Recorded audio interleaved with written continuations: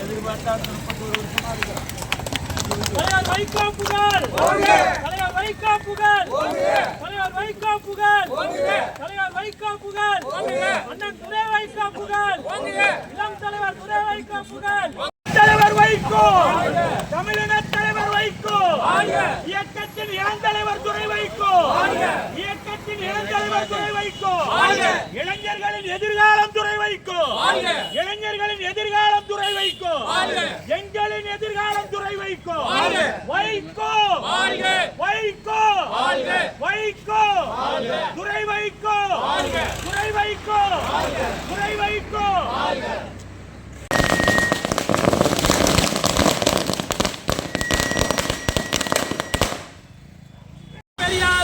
ஐயா தந்தை பெரியாரே, பேரறிஞர் அண்ணாவோ, பேரறிஞர் அண்ணாவோ, பேரறிஞர் அண்ணாவோ, பேரறிஞர் அண்ணாவோ, தமிழன தலைவர் வைகோவோ, தலைவர் வைகோவோ, தமிழன தலைவர் வைகோவோ, தலைவர் வைகோவோ, ஊட்டி வளர்த்த தமிழ் உணர்வை, ஊட்டி வளர்த்த தமிழ் உணர்வை, ஊட்டி வளர்த்த தமிழ் உணர்வை, ஊட்டி வளர்த்த தமிழ் உணர்வை அழிக்க நினைப்பவன் எவனானாலும், அழிக்க நினைப்பவன் எவனானாலும், அழிக்க நினைப்பவன் எவனானாலும், அழிக்க நினைப்பவன் எவனானாலும் அழிந்து போவான் நிச்சயமே, அழிந்து போவான் நிச்சயமே, அழிந்து போவான் நிச்சயமே, அழிந்து போவான் நிச்சயமே.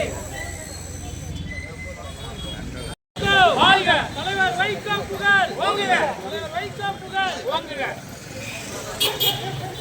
நாமக்கல் மேற்கு மாவட்ட மறுமலர்ச்சி திராவிட முன்னேற்ற கழகத்தின் சார்பில் இன்று காலை பிற்பகல் 12 மணி அளவிலே தொடங்கி மாவட்டம் முழுவதிலும் 20க்கும் அதிகமான இடங்களில் கழகத்தின் இருவண்ண மணிக்கொடியை உயர்த்தி வைத்து பொதுமக்களுக்கு இனிப்புகளை வழங்கி பயனாளிகளை வழங்கி தேவையான உதவி பொருட்களை வழங்கி ஒரு மக்கள் விழாவாக நடத்தி நிறைவாக புத்தனூரிலே இந்த கூட்டத்தை நடத்தி கொண்டிருக்கிற இந்த கூட்டத்தின் தலைவர் மாவட்ட கழகத்தின் செயலாளர் அன்பிற்கும் மரியாதைக்கும் உரிய சகோதரர் கே கணேசன் அவர்களே, நிகழ்ச்சியிலே பங்கேற்று எனக்கு முன்னர் உரையாற்றி அமர்ந்திருக்கக்கூடிய அரசியல் ஆய்வு மைய உறுப்பினர் அன்பிற்குரிய சகோதரர் NS ரங்கசாமி அவர்களே, கழகத்தினுடைய மாவட்ட அவைத்தலைவர் அன்பு சகோதரர் ரவிச்சந்திரன், பொருளாளர் சிவம் MC, மாநில மாணவர் அணியின் துணை செயலாளர் பவுன்ராஜ், மாவட்ட கழகத்தின் துணை செயலாளரும் நான் ஈரோடு நகரத்திற்கு வருகின்றது முதல் நம்முடைய ரங்கசாமி அவர்களோடு இணைந்து என்னை வரவேற்று உபசரித்து இந்த நிகழ்ச்சிக்கு அழைத்து வந்து கொண்டிருக்கக்கூடிய அருமை சகோதரர் தேவராஜ் அவர்களே, மற்றும் இந்த நிகழ்ச்சியில மாவட்ட துணை செயலாளர் மோகன் அவர்களே, சிவகுமார் அவர்களே, நகர கழக செயலாளர்களான செல்லமுத்து, நீலகண்டன், ரமேஷ் ஆகிய தோழர்களே, இந்த நிகழ்ச்சியை மிக சிறப்பாக இங்கேயும் ஏற்பாடு செய்து பல இடங்களிலே கழகத்தினுடைய கொடியேற்று விழாக்களை நடத்தி இருக்கிற கபிலர்மலை ஒன்றிய கழகத்தினுடைய செயலாளர் அன்பு சகோதரர் VA மணி அவர்களே,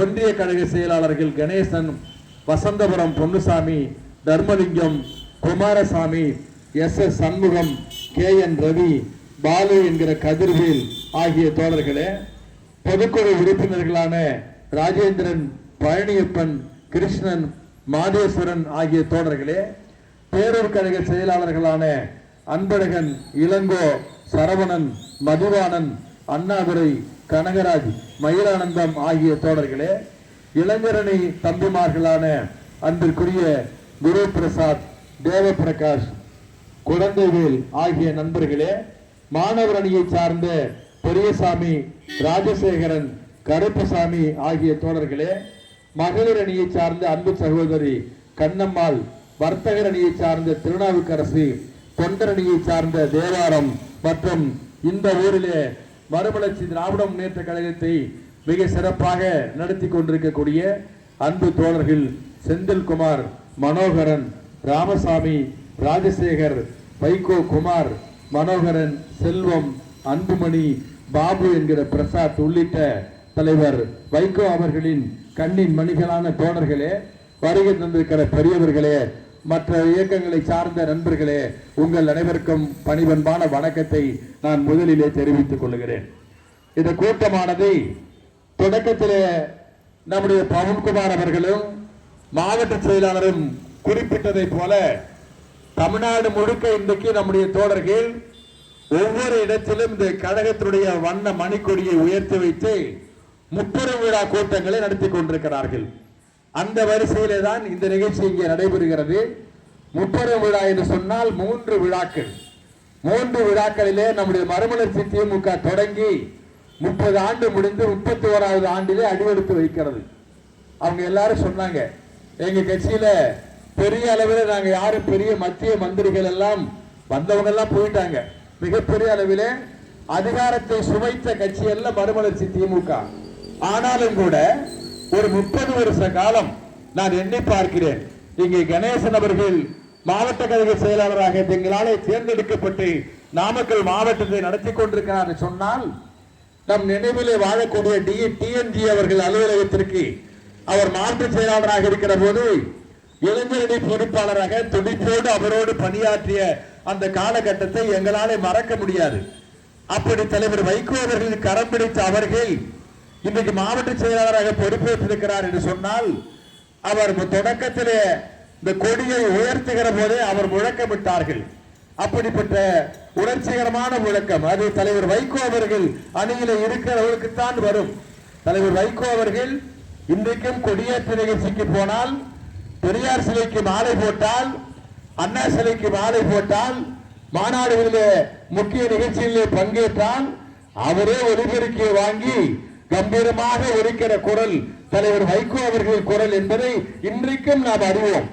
அந்த உணர்வோடு நம்முடைய மாவட்ட செயலாளர் பல இடங்களிலே முழக்கமிட்ட காட்சியை பார்க்கிற போது ஒரு கொள்கை வீரனை, லட்சிய வேங்கையை மறுமலர்ச்சி திராவிட முன்னேற்ற கழகம் நாமக்கல் மாவட்டத்திலே மாவட்ட செயலாளராக பொறுப்பேற்க வைத்திருக்கிறது என்கிற பெருமிதத்தோடு நாங்கள் இருக்கிறோம். அதே மாதிரி நம்முடைய தோழர் ரங்கசாமி அவர்கள் இளம் வயதிலிருந்து திராவிட முன்னேற்ற கழகத்திலே இருந்து அதன் பின்னர் மறுமலர்ச்சி திமுக தொடங்கிய காலத்திலிருந்து எங்களோடு பயணப்பட்டிருக்கிற அவர்கள் அரசு பணியிலே பணியாற்றி இன்னைக்கு ஓய்வு பெற்ற நிலையிலே கூட அவர் சற்றும் தயங்காமல், சற்றும் ஓய்வெடுக்காமல் கடந்த நம்முடைய மாவட்ட கழகம் அந்த அளவிலே மட்டுமல்லாமல் பல இடங்களிலே இயக்க பணியாற்றுவதிலே துடிப்போடு பணியாற்றக்கூடியவர். அவரை போன்றவர் தான் நம்முடைய மணி அவர்கள். ஒன்றிய செயலராக இருக்கிற நம்முடைய மணி அவர்களை அந்த டிஎன்ஜி அலுவலகத்தில் இன்றைக்கும் பார்த்து பேசிய அந்த நினைவுகள் எல்லாம் என் மனக்கண்ணிலே பசுமையாக காட்சியளிக்கிறது. இப்படி இங்க எதிரிலே அமர்ந்திருக்கிற ஒவ்வொரு தோழர்களை பற்றியும் சொல்ல முடியும்.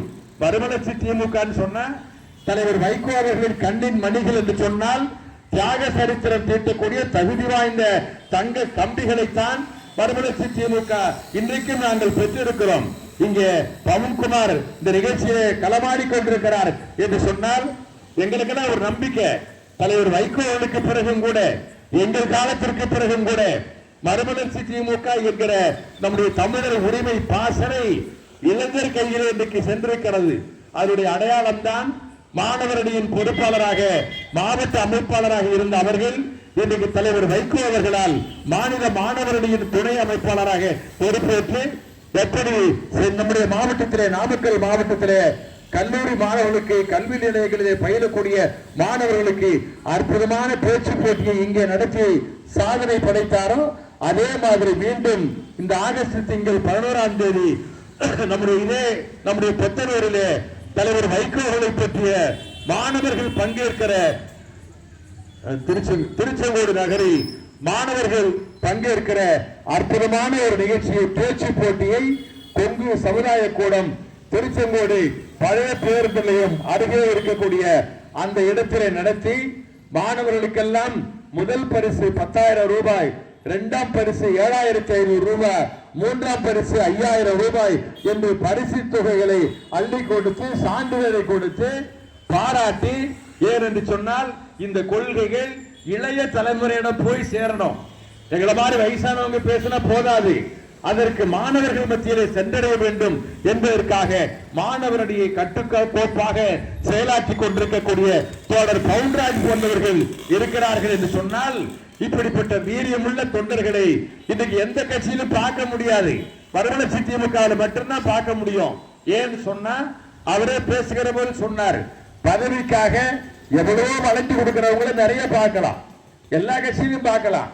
தொடக்கத்தில் பவுன்ராஜ் சொன்னாரு, தலைவர் நாடாளுமன்ற உறுப்பினராக பொறுப்பேற்க வேண்டும். அப்படி பதவியிலே வருவதற்கு அவர் பேசிய பேச்சு, அந்த பேச்சு வழக்கு மன்றத்தில் இருக்கிறது. அந்த தீர்ப்பு தப்பாக சரியாக வந்தால் அவருக்கு தண்டனை விதித்தால் அவர் நாடாளுமன்ற உறுப்பினராக வர முடியாது.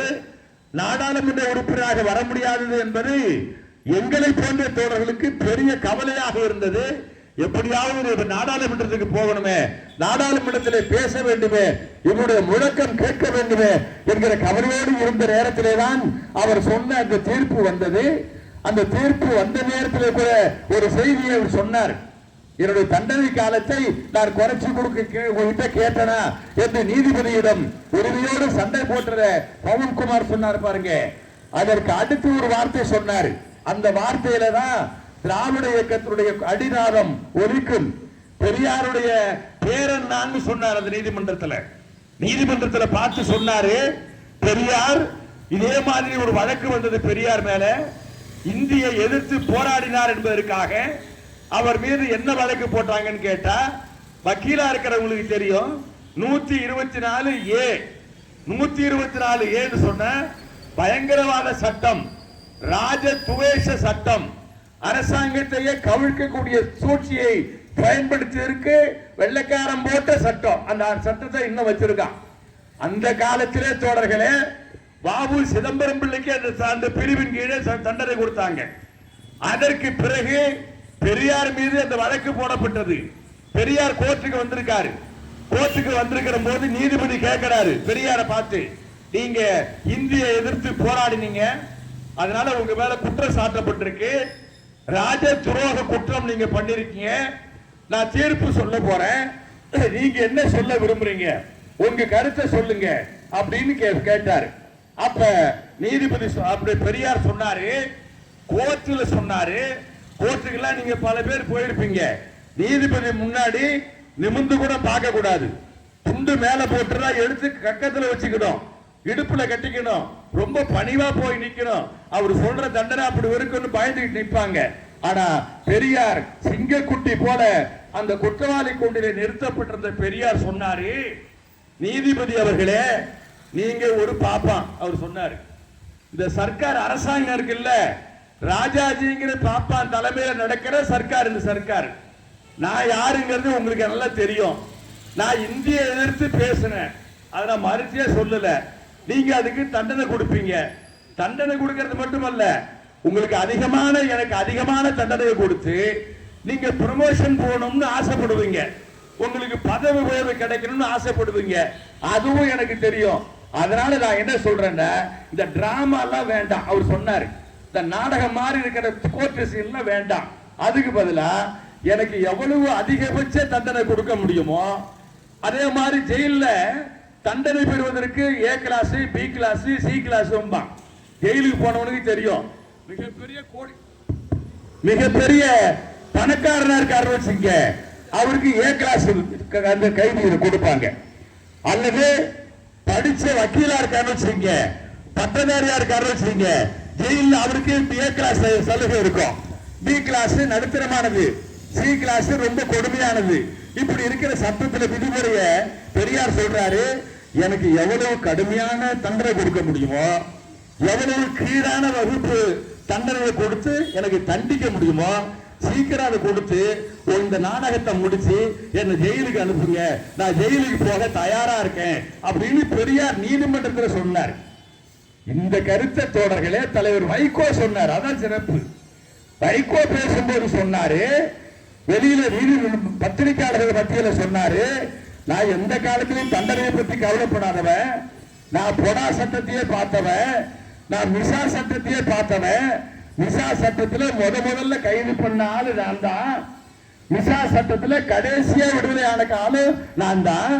அதே மாதிரி தடா சட்டம் ஒரு சட்டம் வந்தது, அந்த தடா சட்டத்துல என்னுடைய தம்பி ரவி எங்க ஊருக்கு ஊராட்சி மன்ற தலைவராக ஒருமனதாக தேர்ந்தெடுக்கப்பட்ட அவர் விடுதலை புலிகளுக்கு உதவி செஞ்சாருங்கிற காரணத்திற்காக கையில விலங்கு மாட்டி அழைச்சிக்கிட்டு போனாங்க. அவரை சிறையில போட்டு அடைச்சிருந்தா. அதனால நான் சொல்றேன், நாங்க சிறைச்சாலைக்கு பயந்தவங்க அல்ல. அதனால பெரியார் சொன்ன அதே வார்த்தையை சொல்ற நீதிபதி அவர்களே, எவ்வளவு அதிகமான தண்டனை கொடுத்தாலும் நீங்க கொடுங்க, அதை நான் வரவேற்கிறேன் என்று நீதிமன்றத்தில் கண்டிப்போடும் நம்முடைய அந்த துணிச்சலோடும் தலைவர் வைகோ முழக்கமிட்டார் என்று சொன்னால், பேசிட்டு ஒரு அரை மணி நேரத்தில் தாயகத்துக்கு வந்தார். தாயகத்தில் வந்து உட்கார்ந்து இருக்கிறார். நாங்க அந்த பேட்டியை, அவர் பேட்டி கொடுத்ததை டிவியில பார்க்கிறோம். எங்களுக்கு அவ்வளவு அளவு கடந்த மகிழ்ச்சி. நாங்கள் எல்லாரும் சிறப்பா சொன்னீங்க, துணிச்சலா சொன்னீங்க அப்படின்னு பேசிக்கிட்டு இருக்கிற போதே தோழர்களே, வெளியில வந்து ஒரு கார் நிக்குது. அந்த கார்ல இருந்து யார் இறங்குறாங்க? திராவிடர் கழகத்துடைய தலைவர், தமிழர் தலைவர் ஐயா வீரமணி அவர் வராரு. அவர் கூட திராவிடர் கழக தோழர்கள் எல்லாம் வராங்க. மேல மாடியில 3வது தளத்தில தலைவர் அமர்ந்திருக்கிற அந்த இடத்திற்கு அவர் வந்து பார்த்து தலைவரை பார்த்து சொன்னார், வைகோ, நான் உங்க பேட்டியை பார்த்தேன், ரொம்ப எனக்கு மகிழ்ச்சியா இருந்தது. நான் இதுவரைக்கும் தாயகத்துக்கு வந்ததே இல்லை, இப்பதான் முதல் தடவையா வந்திருக்கேன். நீங்க பெரியாரின் அந்த கருத்தை சொன்னீங்க பாருங்க, எதனால இன்னையிலிருந்து நீங்க தான் திராவிட இயக்கத்தின் போர் வாழ் அப்படிங்கிற பட்டத்தை நான் உங்களுக்கு கொடுக்கிறேன் என்று சொல்லி பாராட்டினார்கள் என்று சொன்னால், அப்படிப்பட்ட பெருமைக்குரிய தலைவரை நாங்கள் பெற்றிருக்கிறோம் என்கிற மகிழ்ச்சியோட தான் நாங்க இருக்கோம். நாங்க மந்திரி ஆனமா, எம்எல்ஏ ஆனவா, கவுன்சிலர் ஆனமா அப்படிங்கிற கவலை எல்லாம் எங்களுக்கு கிடையாது. இங்க இருக்கிற அத்தனை தொண்டர்களையும் தலைவர் வைகோ பார்த்தால் பேரை சொல்லி கூப்பிடுவார். என்ன பவன்குமார் நல்லா இருக்கீங்களா? ரங்கிசாமி நல்லா இருக்கீங்களா? வீட்டம்மா நல்லா இருக்காங்களா? பையன் நல்லா படிக்கிறானா? இப்படி கேட்கிற ஒரு தலைவர் எந்த கட்சியில பார்க்க முடியும்? எங்களுக்கு இதுவே போதையா அப்படின்னு நாங்க இருக்கோம். ஆனாலும் இன்றைக்கு என்ன நிலைமை மாறி இருக்கிறது சொன்னா, எங்க கட்சிக்கு மறுமலர்ச்சி திமுகவுக்கு இன்னைக்கு 31வது ஆண்டு விழாவை கொண்டாடுறோம் சொன்ன 30 ஆண்டுகளிலே இல்லாத வளர்ச்சியை நாங்கள் பெற்றிருக்கிறோம். மறுமலர்ச்சி திமுகவின் சார்பில் இந்த வெற்றி விழா கூட்டத்தை நாம் நடத்தி கொண்டிருக்கிறோம் சொன்னால், டெல்லி பட்டணத்தில் மக்களவை என்று ஒரு அவை இருக்கு, மாநிலங்களவைன்னு ஒரு இருக்கு. பல நேரங்களில் நம்ம கட்சிக்கு இடமே கிடையாது. ஆனா இன்னைக்கு பார்க்கிறோம், மாநிலங்களவையில் தலைவர் வைகோ நாடாளுமன்ற உறுப்பினராக இருக்கிறார். மக்களவையில் நம்முடைய இளம் தலைவர் துரை வைகோ நாடாளுமன்ற உறுப்பினராக பொறுப்பேற்றிருக்கிறார். நாடாளுமன்றத்தில் மட்டுமல்ல, சட்டமன்றத்தில் எங்கள் கட்சியின் சார்பில் 4 பேர் சிங்கக்குட்டி மாதிரி அங்கே சட்டமன்றத்தில் உறுப்பினராக இருக்கிறாங்க. உள்ளாட்சி தேர்தல் நடந்தது. அந்த உள்ளாட்சி தேர்தல் நடந்ததுல பல இடங்களிலே துணை மேயராக, சென்னை ஆவடியில் இருக்கிற மாநகராட்சியிலே துணை மேயராக சூரியகுமார் என்று மறுமலர்ச்சி திமுகவின் சார்பில் போட்டியிட்டு வெற்றி பெற்றவர் எங்க கட்சி சார்பில் துணை மேயரா இருக்கார். மாவட்ட கவுன்சில்ல பொறுப்பில் இருக்காங்க, ஊராட்சி ஒன்றிய பொறுப்புகள் இருக்காங்க. இப்படி எல்லா பதவிகளிலும் இன்னைக்கு மறுமலர்ச்சி திமுக உயரத்தில் இருக்கிறது என்று சொன்னால், அந்த பெருமித உணர்வோடு நம்முடைய கந்தசாமி கூட சொன்னாரு, நீங்க ஓட்டு போட மாட்டேங்கிறீங்களே, அது ஒரு காலத்துல இருந்தது, இப்ப அப்படி இல்ல. தலைவர் வைகோவுடைய பிள்ளை நம்முடைய துரை வைகோ திருச்சியில போட்டி போட்டாரு. உங்களுக்கு எல்லாம் தெரியும். திமுக தோழர்களுக்கு கூட இந்த சின்னம் கொஞ்சம் சங்கடமா இருக்கு. எதுக்குன்னு சொன்ன, மக்கள் ஓட்டு சின்னத்தை பார்த்தே போட்டு பழக்கப்பட்டவங்க. இன்னைக்கு எம்ஜிஆர் இருக்காரா ஜெயலலிதா இருக்காரா கூட கவலைப்படாது. ரெட்டல் சொன்னா எம்ஜிஆர் சீட்டு ஓட்டு போடுறவங்க இருக்கா. அப்படிப்பட்ட நேரத்துல நீங்க சூரியன்ல நெல்லுங்க என்று நல்ல எண்ணத்தோட தான் அவங்க எங்களுக்கு கருத்து சொன்னாங்க. ஆனாலும் கூட எங்களுக்கு நாம ஒரு தனி கட்சி நடத்துறோம், நமக்கு என்று ஒரு கொடி இருக்கிறது, ஒரு சின்னம் இருக்கு, ஒரு அலுவலகம் இருக்கு. அதனால நாங்க எங்க சின்னத்தில் நிற்கிறோம் என்று சொன்னோம். முடியுமான்னு பல பேர் சந்தேகப்பட்டாங்க. ஆனா என்ன நடந்தது? திடீர்னு பாத்தீங்கன்னா ஒரு நாள் சொல்றான், தீப்பெட்டி சின்னம் துரை வைகோவுக்குன்னு சொல்றான். அந்த தீப்பெட்டி சின்னம் துரை வைகோவுக்குன்னு சொல்றான்ல, அந்த பேட்டி அறிவிப்பு வந்த 10வது நிமிஷத்துல துரை வைகோ திருச்சியில பேட்டி கொடுக்கிறாரு. அவர் கையில தீப்பெட்டி சின்னம் இருக்கு. அங்கே புதுக்கோட்டை தொகுதி, அங்க 2 சட்டமன்ற தொகுதி. அதே நேரத்தில் புதுக்கோட்டையில இந்த மாதிரி கட்சி அலுவலகம், அந்த அலுவலகத்தில் அங்க இருக்கிற தோழர்கள் தீப்பெட்டி சின்னத்தை காட்டி அங்கே மக்களிடம் அறிமுகப்படுத்துறாங்க. நாடு முழுக்க அந்த தொகுதி முழுக்க போய் சுற்றி சுழன்று இன்னைக்கு மறுமலர்ச்சி திமுகவுக்கு துரை வைகோ அவர்களுக்கு 4 லட்சம் ஓட்டு வித்தியாசத்திலே ஒரு மிகப்பெரிய வெற்றியை அந்த தொகுதி மக்கள் கொடுத்திருக்கிறார்கள் என்று சொன்னால் அந்த உழைப்புக்கு பெயர் தான் மறுமலர்ச்சி திமுக. இந்திரா காந்தி சொன்னாங்களே, துரை வைகோ அவர்களே, உங்க கட்சியில் இருக்கிற ஒரு தொண்டன் சொன்னா மற்ற கட்சியில் இருக்கிற 100 பேருக்கு சமம்னு சொன்னாங்க. யாரு சொல்றாங்க? இந்திரா காந்தி சொல்றாங்க. அப்ப பாத்துங்க, அந்த உழைப்பு, அவருடைய சர்டிபிகேட், சான்றிதழ் எவ்வளவு சரியானது என்பதற்கு அடையாளம் தான் தோழர்களே திருச்சியில நாம் பெற்ற வெற்றி.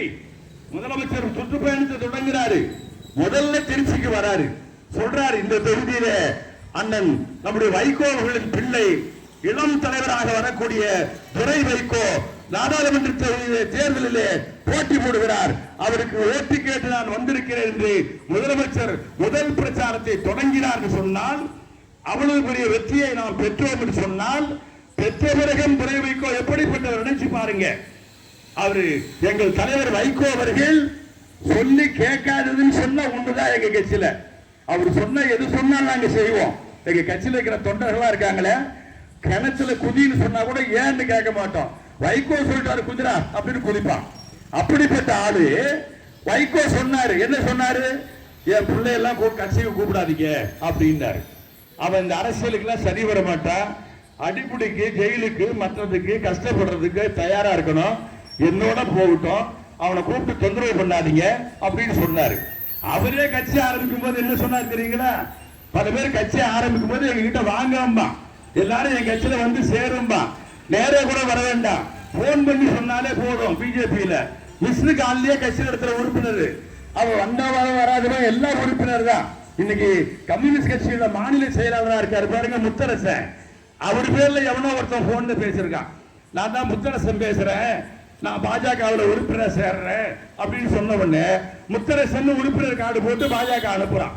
முத்தரசன் ரோட்ல வந்து சத்தம் போடுறாரு. நான் என்னைக்கடா கேட்டேன், எதற்கு சொல்றோம்னா, ஒரு கட்சியில உறுப்பினர் சேர்க்கிறதுக்கு எதை வேணாலும் செய்ய தயாரா இருப்பான். ஆனா வைகோ சொன்னாரு, இந்த கட்சி ஆரம்பிக்கும் போது சொன்னாரு, எல்லாரும் என் கூட வராதீங்க, என் கூட வந்தா மந்திரி பதவி கிடைக்கும், எம்எல்ஏ பதவி கிடைக்கும் நினைக்காதீங்க, என் கூட வந்தா ஜெயிலுக்கு போகணும், போராட்டத்துக்கு போகணும், அடக்குமுறைக்கு ஆளாகணும், கஷ்ட நஷ்டத்தை ஏத்துக்கணும், அதுக்கு தயாரா இருக்கிறவங்க மட்டும் என் கூட வாங்கினாங்க. அத்தனை பேர் அவங்க கூட வந்தாங்க. அப்படி வந்தவங்க யாரும் எங்கேயும் போகல. இன்னைக்கு அப்படியே நாங்க இருக்கோம், எட்டக போகாம இருக்கிறோம். அப்படிப்பட்ட தலைவர் வைகோ சொன்னாரு, எங்க பையனை கூப்பிடாதீங்கன்னாரு.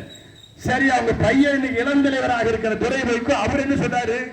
எனக்கு இந்த அரசியல்லாம் வராதுங்க, நான் சும்மா வந்தேன், அப்பாவுக்கும் உடம்பு சரியில்லை, கொரோனா காலம், அவரே கொரோனாவால பாதிக்கப்பட்டாரு, ஏதோ கல்யாணம்னு சொன்னீங்க, நான் வந்து நடத்தி வச்சேன், ஒரு துக்கம்னு சொன்னீங்க, நான் ஆறுதல் சொல்றதுக்கு வந்தேன், எங்க அப்பா சார்பில் அந்த கருத்தை சொன்னேன், அவ்வளவுதான், எனக்கு இந்த அரசியல்லாம் ஒத்து வராதுங்க அப்படின்னு அவரு சொன்னாரு.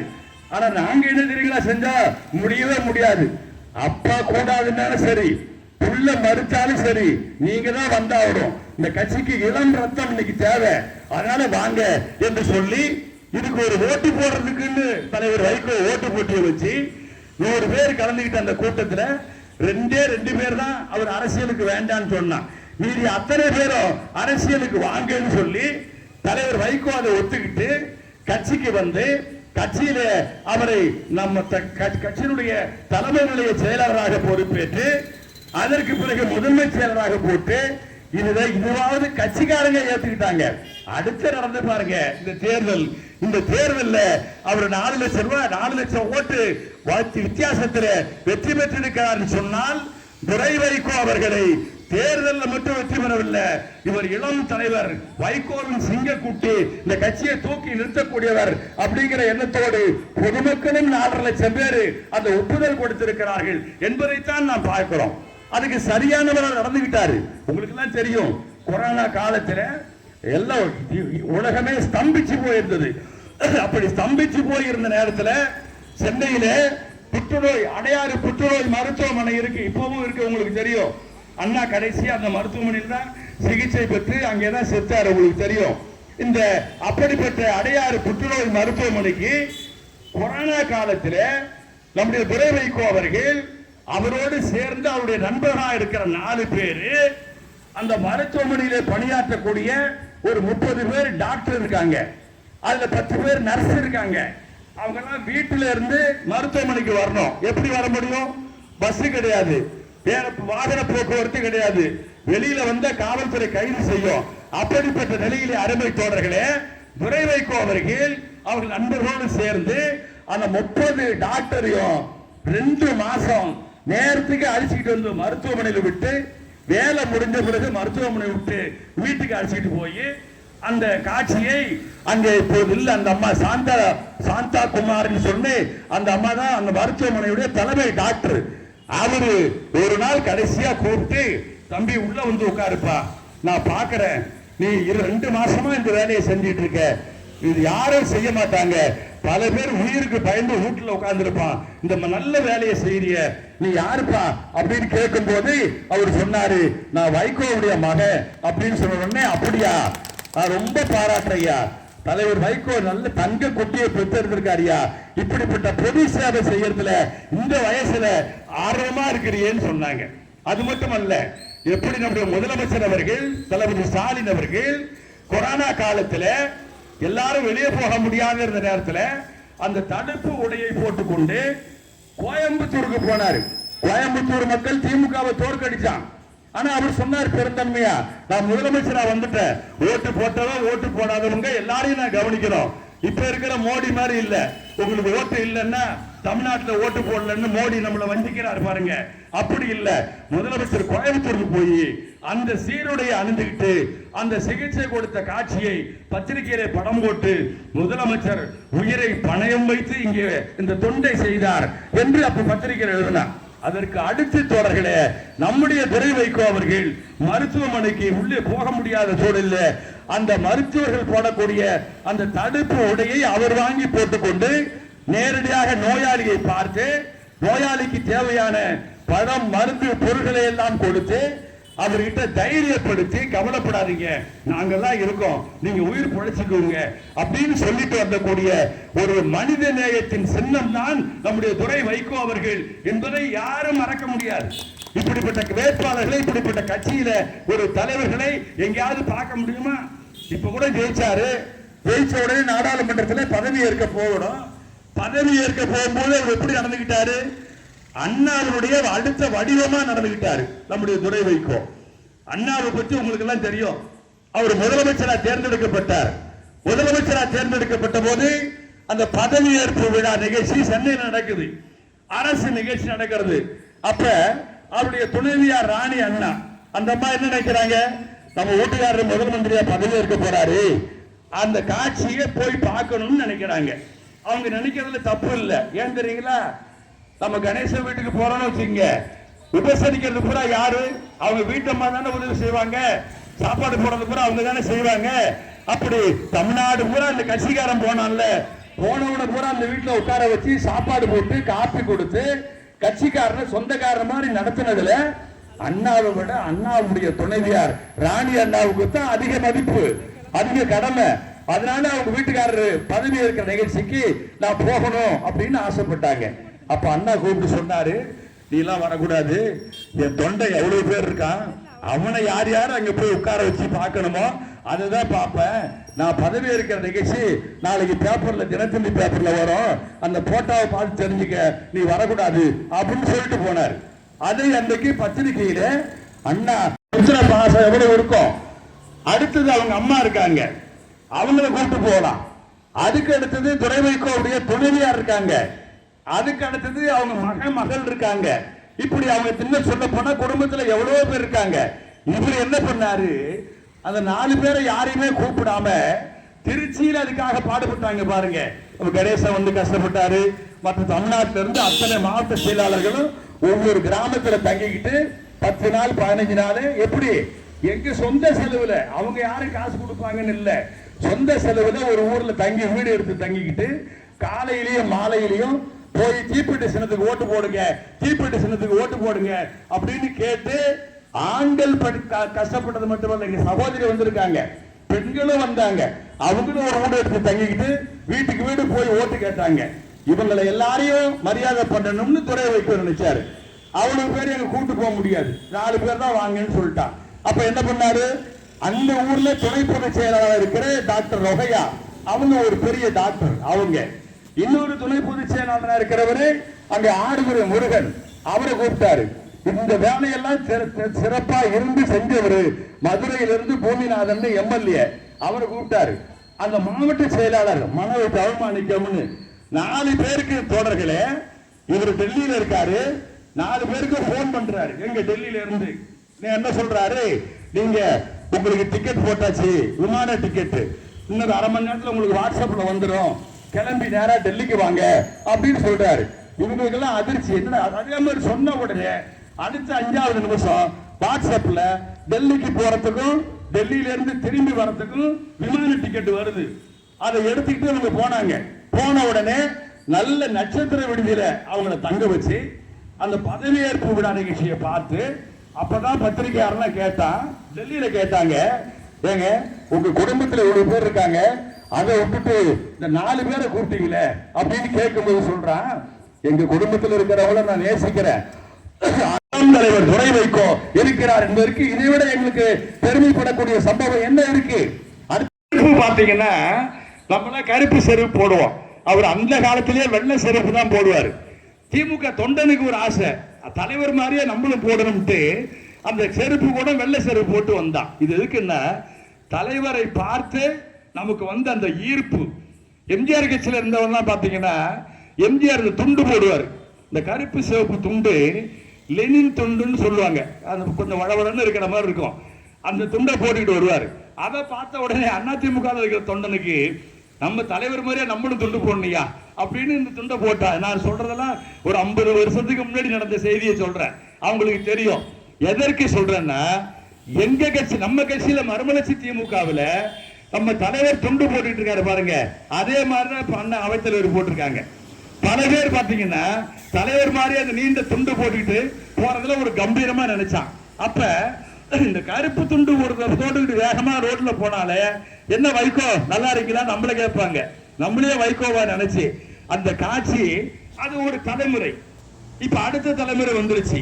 இப்ப அடுத்த தலைமுறை வந்த பிறகு துரை வைகோ ஒரு வேட்டி கட்டுறவர் இல்ல, அந்த மாதிரி சட்டை சிப்பா போடுறவர் இல்ல, அவர் இயல்பாக கல்லூரி மாணவனா இருந்து அவர் எம்பிஏ படிச்சு ஒரு பொது நிறுவனத்துல மிக சிறப்பா பணியாற்றினவர். அதனால அவரு பேண்ட் சட்டை போட்டுக்கிட்டு வருவார். அவரு போய் இப்ப நீட்டு துண்டு போட்டுக்கிட்டு போனா நல்லா இருக்காது. அதனால அவரு மனசுல என்ன பட்டுது, ஏதாவது ஒரு அடையாளம் நமக்கு வேணும்ல. அதனால கையில அந்த கை முடங்கைக்கு கீழே இருக்கிற பட்டையில நம்ம கலர் இருக்கிற மாதிரி சேப்பு, கருப்பு சேப்பு கொண்ட ஒரு பேட்ச் மாதிரி ஒரு போட்டு பிக்ஸ் பண்ணிக்கிட்டு வந்தாரு. எங்களுக்கு எல்லாம் கூட ஆச்சரியமா இருந்தது, என்ன இவரு புதுசா வந்திருக்காரு, சரி பரவாயில்ல நம்ம சின்ன அறிமுகமாகுது அப்படின்னு நினைச்சோம். நேற்றுக்கு ஈரோட்ல இதே மாதிரி கொடியேற்று விழா அங்க இருக்கக்கூடிய மாநகர் மாவட்ட செயலாளர் முருகன் ஏற்பாடு பண்ணாரு. காலையில 10 மணிக்கெல்லாம் எப்படி இங்கே நம்ம மாவட்ட செயலாளர் நடத்தினாரோ அதே மாதிரி அதுல பாத்தீங்கன்னா இளைஞர் அணி மாணவர் அணி தம்பிமார்கள்லாம் வந்தாங்க 2 வீலர்ல. நான் பார்த்ததுல ஒரு 40 பேர் இருக்கும். எல்லாம் கையில அந்த கருப்பு சிவப்பு கொடி கூப்பிட்ட பட்டை பேர் இருக்கிற ஒட்டிருக்கான். ஒரு டைலர்கிட்ட கொடுத்து இந்த கொடியை தைக்க சொல்லி அதுல எலாஸ்டிக் மாதிரி வச்சு ஒட்டி விட்டுருக்காங்க. பட்டு வர வர எல்லாருக்கும் ஒட்டி விட்டு விடுறான். பாத்தீங்கன்னா வரிசையா பாத்தீங்கன்னா நம்ம சின்னம் போட்ட ட்ரெஸ்ஸோட எல்லாம் போறாங்க. அதை பார்த்த உடனே எனக்கு ரொம்ப மகிழ்ச்சியா இருந்தது. நாடாளுமன்றத்தில் இவர் போறாரு, அங்க பல பேருக்கு தெரியல. பார்த்துட்டு வைகிட்டே கேட்கிறான், நம்ம எம்பி கிட்டே கேட்கிறான், விரைவிட்டே கேட்கிறான், ஏங்க இது என்னங்க தனியா நம்ம கலர் என்னமோ கையில கட்டி பட்ட மாதிரி போட்டிருக்கீங்க என்னங்கன்னு கேட்கும்போது அவர் சொல்றாரு, அதுவா அதான் எங்க கட்சி கொடி, மறுமலர்ச்சி திமுகவுடைய கொடிய நான் சிங்க சட்டையில அடையாளமா போட்டிருக்கேன் அப்படின்னு சொல்லும் போது, ஓஹோ மறுமலர்ச்சி திமுக கொடி இதானா அப்படின்னு டெல்லியில் இருக்கிற நாடாளுமன்றத்தில் தெரிகிறது என்று சொன்னால் அதை எடுத்து சொல்லக்கூடிய ஒரு அடிப்படையான ஒரு செயல் வீரராக இன்றைக்கு நம்முடைய இளம் தலைவர் துரை வைகோ இருக்கிறான்னு சொன்னால் அவருடைய வெற்றியைத்தான் அருமை தோழர்களே நாடு முழுக்க நாம் இன்றைக்கு விழா எடுத்து கொண்டாடி கொண்டிருக்கிறோம். இந்த கட்சி இன்னும் அடுத்த கட்ட நிலைக்கு போவதற்கான வாய்ப்புகள் ஏராளமாக இருக்கிறது. தலைவர் வைகோ அவர்கள் இடையிலே ஏற்பட்ட உடல் நல குறைவு காரணமா, எலும்பு முறிவு காரணமாக இன்றைக்கு ஓய்வு பெற்றிருந்தாலும் கூட இன்னும் ஒரு 10 நாள் 4ஆம் தேதி பொதுக்குழு வச்சிருக்கோம். பொதுக்குழுவுக்கு பிறகு அடுத்த கட்ட செயல்பாடுகள் மறுமலர்ச்சி திமுக என்ன பணிகளை செய்ய போகிறது என்பதற்கான திட்டங்களை எல்லாம் அறிவித்து அதையெல்லாம் நடைமுறைப்படுத்தக்கூடிய காட்சியை பார்க்க போறோம். மறுமலர்ச்சி திமுக இனி அலட்சியப்படுத்த முடியாத கட்சி, அடுத்த கட்டத்திற்கு பாய்ந்து செல்லக்கூடிய புலிப்போய்த்துகளை கொண்ட கட்சி என்பதை அகிலத்திற்கு உணர்த்துவதற்குத்தான் இந்த கூட்டத்தை மறுமலர்ச்சி திமுக சார்பிலே நாங்கள் நடத்தி கொண்டிருக்கிறோம். 31 வருஷம் நான் தொடக்கத்தில் சொன்ன மாதிரி கட்சி நடத்துறதுங்கிறது அவ்வளவு லேசம் இல்லை. உங்களுக்கு எல்லாம் தெரியும், நடிகர் திலகம் சிவாஜி கணேசன் அவர் எப்பேற்பட்ட நடிகர். அவரு இங்கிலாந்துல இருக்கிறவன், லண்டன்ல இருக்கிறவன் அவரை கூப்பிட்டு அவருடைய நடிப்பாற்றலை பாராட்டி மகிழ்ச்சியோடு விருது கொடுத்து சொன்னாங்க. அப்பேற்பட்ட சிவாஜி கணேசனே ஒரு கட்சி ஆரம்பிச்சாரு. நடத்த முடிஞ்சுதா? அவ்வளவு தூரம் போக வேண்டாம். நம்முடைய பக்கத்துல கருப்பையா மூப்பனா இருந்தாரு. எவ்வளவு எளிமையின் சின்னம், எவ்வளவு தியாகம் பண்ணித்தவரு, கொஞ்சம் சமுதாய பின்னணியும் உள்ளவர். அவர் ஒரு கட்சி ஆரம்பிச்சாரு. இன்னைக்கு ஏதோ பேருக்கு வாசன் கம்பெனியா இருக்கே தவிர அப்ப 30 பேர் எம்எல்ஏவா இருந்தான். முடிஞ்சுதா? தினத்தந்தி பத்திரிகை நீங்க படிக்கிறீங்களே, ஆதித்யநாத் அந்த காலத்துல நாம் தமிழ், இப்ப சீமான் மாதிரி இல்ல, அவர் தான் ஒரிஜினல் நாம் தமிழர். கட்சி நடத்தினாரு. அவரால் நடந்து முடிஞ்சா மிகப்பெரிய அறிவாளின்னு சொன்னார் ராஜாஜி. அவர் ஒரு கட்சி நடத்தினாரு. அவரால் அந்த கட்சி சுதந்திரா கட்சின்னு வச்சிருந்தாரு. அந்த கட்சி இருந்ததா? இல்ல. நம்ம காலத்திலேயே வந்த பல கட்சி எடுத்து மூடிவிட்டான். பாக்கியராஜ் ஒரு கட்சி ஆரம்பிச்சாரு. நம்முடைய சினிமா நடிகர் டி ராஜேந்திர ஒரு கட்சி ஆரம்பிச்சாரு. இவங்க சினிமாக்காரெல்லாம் கட்சி ஆரம்பிச்சா நடத்தலான்ட்டு நடத்த முடிஞ்சதா? ஆனா அருமை தோழர்களே, ஒரு 31 ஆண்டிலே மறுமலர்ச்சி திமுக அடியெடுத்து வைக்கிறது என்று சொன்னால் எங்க கிட்ட அதிகாரம் இல்ல. எங்க கிட்ட நாங்க நேரடியா டெல்லியில எம்பியா, நாங்க காங்கிரஸ் கட்சி சார்பில் நாங்க டெல்லியில ஆளுகிற கட்சியா, தமிழ்நாட்டில் ஆளுகிற கட்சியா, அல்லது டெல்லியிலும் தமிழ்நாட்டிலும் எதிர்க்கிற கட்சியா? எதை பத்தியும் கவலை இல்ல. வைகோ இருக்கார், அவரு பார்த்துக்குவார். சொன்னாங்களே, அவர் செய்த சாதனைகளை, எவ்வளவு பெரிய சாதனைகளை இன்றைக்கு நாம் நினைத்து பார்த்தால், விவசாயிகள் இங்கே எவ்வளவு பெரிய அந்த வயலிலே அந்த இருக்கக்கூடிய கரண்ட் வருகிறது சொன்னால் அதை நடத்த அங்கு வரக்கூடாது. அது வந்த மின்சாரம், உயர் அழுத்த மின்சாரம் இங்கே வந்தால் விவசாயம் பாதிக்கப்படும் சொல்லி விவசாய சங்கங்கள் எல்லாம் செய்ய வேண்டிய வேலையை தலைவர் வைகோ செய்து அன்றைக்கு நாடாளுமன்ற உறுப்பினராக இருந்த அண்ணன் கணேசமூர்த்தி அவர்கள் அந்த கரண்ட் கம்பத்துக்கு பக்கத்துல போய் வெறும் லைட்டை வச்சுக்கிட்டு, டியூப் லைட்டை வச்சுக்கிட்டு நின்னாரு. டியூப் லைட் எரியுது. அப்ப இது மனுஷனுக்கே எவ்வளவு பாதிப்புன்னு சொன்ன, இந்த மண்ணுக்கு எவ்வளவு பாதிப்புன்னு சொல்லி அதை தடுத்து நிறுத்திய கட்சி மறுமலர்ச்சி திமுக, தடுத்து நிறுத்திய தலைவர் தலைவர் வைகோ அவர்கள் என்பதை மறந்துவிடக் கூடாது. இன்னைக்கு ஸ்டெர்லைட் ஆன எவ்வளவு பெரிய கோடீஸ்வரன், உலக கோடீஸ்வரன், அவன் கூட சண்டை போட்டு அங்கே மிகப்பெரிய ஆபத்து வந்ததை தூத்துக்குடி மாவட்டத்திலே தடுத்து நிறுத்திய தலைவர்.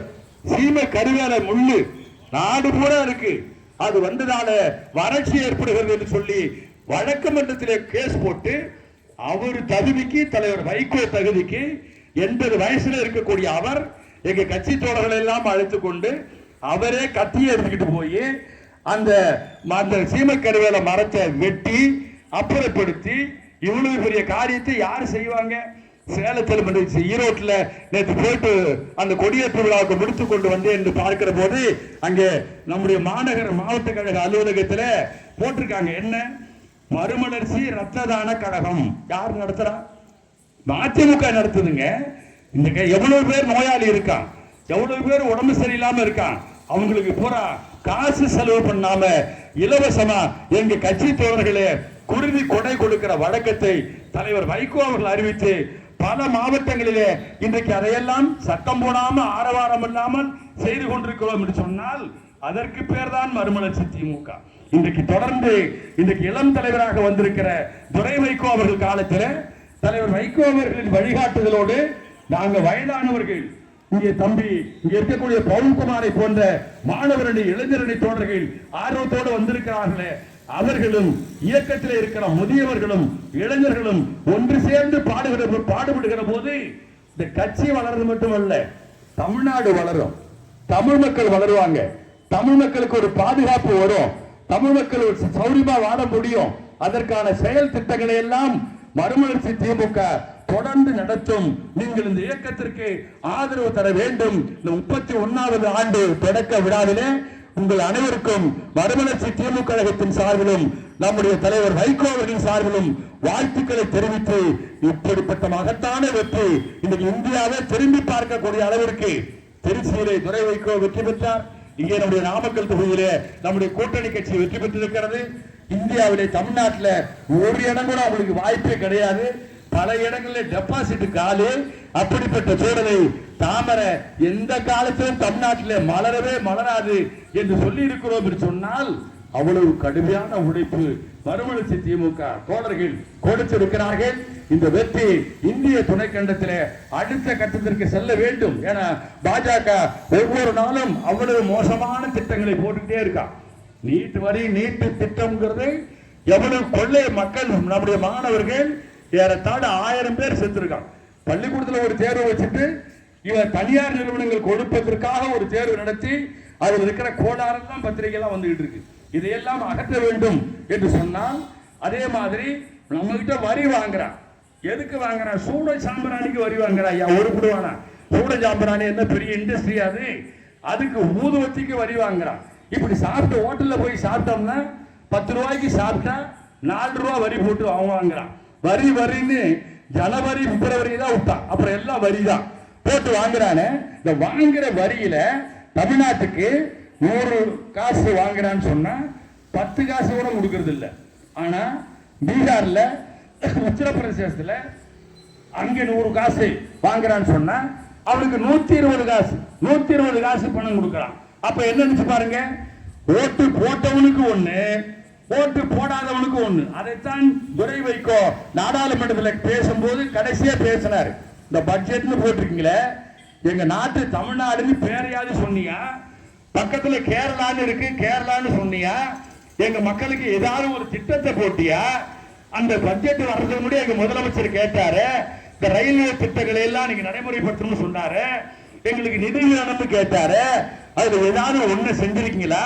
ஒண்ணும் செய்யாம இந்த திட்டத்தை பார்த்தா எனக்கு எப்படி இருக்குன்னு கேட்டா, நாயுடுக்கு யாரு அங்க தெலுங்கு தேச கட்சியில இருக்காரு பாருங்க, அந்த நாயுடுக்கும் அங்க பீகார்ல முதலமைச்சரா இருக்காரு பாருங்க நிதிஷுக்கும் சேர்த்து போட்ட பட்ஜெட் மாதிரி தெரியுது தவிர ஒட்டுமொத்த இந்தியாவுக்கு போட்ட பட்ஜெட் இல்ல அப்படின்னு 5 நிமிஷம் டைம்ல அவ்வளவு ஆவேசமா துரை வைகோ நாடாளுமன்றத்தில் பேசிய காட்சியை நாம் பார்க்கிறோம். இதை நான் எதற்கு குறிப்பிடுகிறேன் என்று சொன்னால், நம்முடைய எதிரிகள் இன்றைக்கு அந்த அளவிற்கு களத்திலே நின்று ஒரு குழப்பத்தை ஏற்படுத்தி மத வெறியை ஜாதி வெறியை உண்டாக்கி தமிழர்களை பிளவுபடுத்தி மீண்டும் இவர்களை அடிமையாக்கக்கூடிய வேலையிலே திட்டம் போட்டிருக்கிற சங்பரிவார் கூட்டத்திற்கு தக்க பாட புகட்ட வேண்டும் என்று சொன்னால் மறுமலர்ச்சி திமுக மாதிரி இருக்கிற கட்சிகளே, அருமை தோழர்களே, பெரியவர்களே, பொதுமக்களே, நீங்கள் எல்லாம் ஆதரிக்க வேண்டும். இந்த இயக்கம் வலுவாக இருந்தால்தான் உங்களுக்கு பாதுகாப்பு. இந்த இயக்கம் வலுவாக இருந்தால்தான் சாதி கலவரம் இருக்காது, மத கலவரம் இருக்காது, நம்முடைய மொழிக்கு உரிய மரியாதை கிடைக்கும், நம்முடைய மக்களுக்கு உரிய மரியாதை கிடைக்கும், விவசாயம் சிறப்பாக இருக்கும், தொழில்துறை வளர்ச்சி அடைய முடியும். இத்தனைக்கும் காரணமாக இருக்கிற மறுமலர்ச்சி திமுகவுக்கு அருமை தோழர்களே, பெரியவர்களே, தொடர்ந்து உங்களது பங்களிப்பை தாருங்கள் தாருங்கள் என்று கேட்டு இந்த நல்ல நிகழ்ச்சியை மிக சிறப்பாக ஏற்பாடு செய்திருக்கிற கழக தோழர்கள் அனைவருக்கும் தலைமை கழகத்தின் சார்பில் நன்றியை, பாராட்டுக்களை, வாழ்த்துக்களை தெரிவித்து முடிக்கிறேன். வணக்கம்.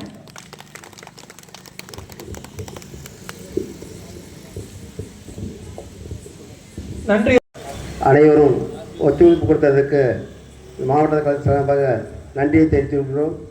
காவல்துறை அதிகாரிகள் அவர்களுக்கும் நன்றியை தெரிவித்துக் கொள்கிறோம்.